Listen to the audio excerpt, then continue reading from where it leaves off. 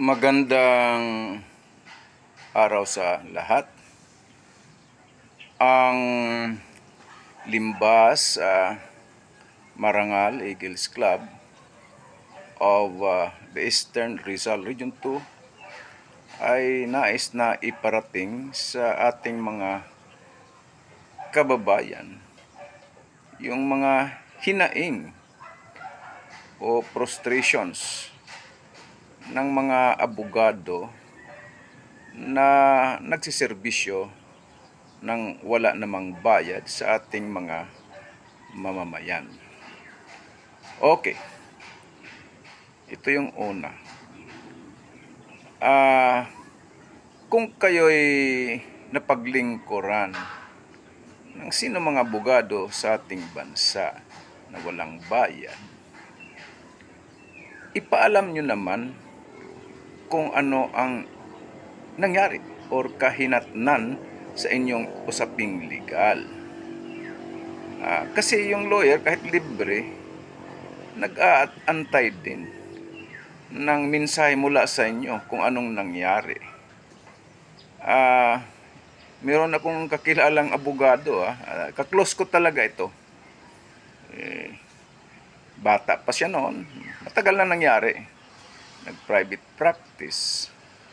Meron siyang nahawakang kaso na pang mga mahihirap. At talagang tinulungan niya lahat. Walang bayad ito. Siya pa ang gumagastos ng mga gastusin para sa laban na ito hanggang naisampa sa hukuman. Ito isang kasong rape. Abay, kinalaunan, yung complainant sa kaakusado ay nagkasundo na pala na hindi alam or hindi ipinaalam sa abogadong ito. Kaya kininto niya sa akin, sabi niya sa akin, nakakawalang gana naman. Magsiservisyo ka ng libre, pati gastusin lahat. Pinapakain pa nga. Tapos ngayon nagkasundo na pala, hindi man lang pinaalam sa akin. So mga kababayan, kung may mga serbisyong legal na libre, walang bayad, binigay sa inyo ng abogado, ay ipaalam nyo. Kung kayo nagkasundo, wala namang masama, mabuti naman nagkasundo kayo ng idinimanda ninyo, lalo na yung anong kaso, utang o estafa ay nagkasundo, mas mabuti. Right, pero ipaalam nyo dun sa abogado kung ano ang resulta para alam niya. Okay, lalo na yung talagang tulad nito yung kininto ko, talagang nagsakripisyo ito, preparasyon ng maraming dokumento. Okay, naisampa sa hukuman, bulaga bandang huli, nagkasundo, hindi niya alam, hindi pinaalam. Okay, isa pa mga kababayan, lalo na dito sa social media, actually maraming lawyers ayaw mag-entertain ng mga konsultasyon sa social media. Marami. Karapatan ng lawyer yan tumanggi. Sa amin naman, minsan o kadalasan nga ini-entertain. Pero kung sakali man, ay magpakilala rin kayo. Ay halimbawa, nagpadala kayo ng mensahe.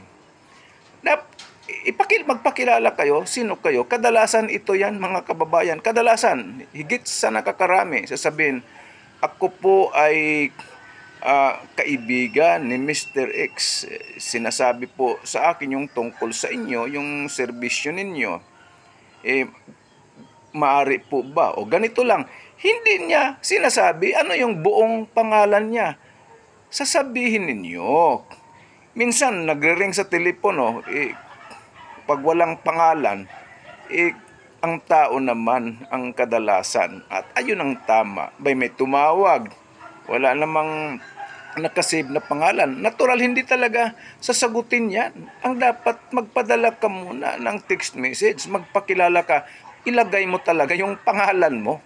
Hindi yung sabihin, sabi po ng kaibigan ko ay ang kaibigan ko ay ganito ang pangalan. Ikaw, anong pangalan? Mga kababayan, isa yan sa mga frustrations or disgusted ang mga lawyer sa mga serbisyong libre. Okay? Kadalasan, marami sa ating mga kababayan na, abogado, may bayad yan. mga kababayan, natural talaga may bayad. Profession yan. Natural magbabayad ang mga kliyente. Pag ang abogado ba, sumakay ng tricycle. Tulad ko, ako sumasakay talaga ng tricycle. Nagbabayad ba? Natural nagbabayad. Ang masaklap pa nga, dinadaya pa nga ng mga tricycle drivers, 'di ba? O huwag kayong magalit na tricycle driver sa yung kung kayo matino, ayos lang. Ay ako maraming bisis na akong nakasakay ng ganon. 10 piso lang yung pamasahe, sisingiling ka ng ganito. Napakalaki, 40, 50, 100 pa nga. Marami. O, kahit abogado, nagbabayad ng pamasahe. Pag kumain sa tabi-tabi, lahat may bayad din. Kaya yung serbisyo ng abogado bilang professional ay may bayad naman talaga. Kaya lang, ang mga abogado ay nagbibigay din ng serbisyong legal na wala ring bayad. Pero bigyan nyo naman ng respeto ang abogadong yon at bigyan nyo ng tamang atensyon. Tulad ng kung sakaling nagkasundo, ipaalam nyo. Hindi yung nabulaga si lawyer, nagkasundo na pala, o yung lawyer hindi na talaga alam kung anong nangyari. Okay, sana ito nakatulong ito sa parting ito ang The Fraternal Order of Eagles, Philippine Eagles, sa pamamagitan ng Limbas Marangal Eagles Club of the Eastern Rizal Region 2. Maraming salamat at magandang araw sa lahat.